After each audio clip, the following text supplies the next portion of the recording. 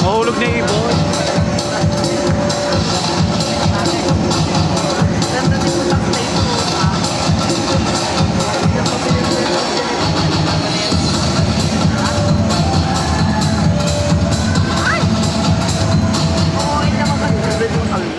Hello?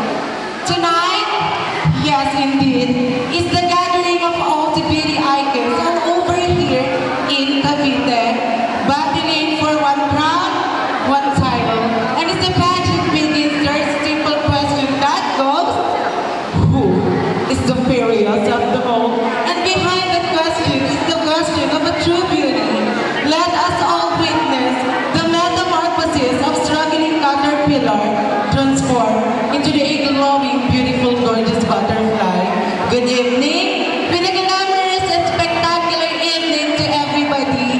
A girl who was naked in her eyes is a fresh and indeed innocent 20 years old listener who truly owns the way last for the fascinated, majestic way. Beautiful places from my very own town where you can find the two-headed carabaos.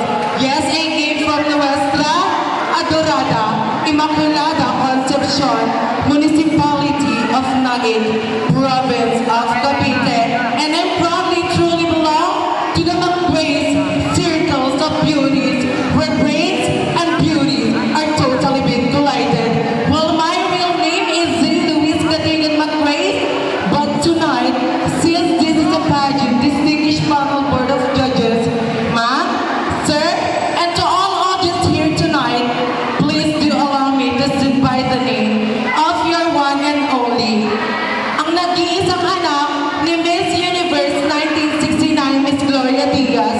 But hindi ho natin sabay-sabay palakpakan at hiyawan ang ngalan ni Binibining Isabel Daza. Kawakis! Totoo!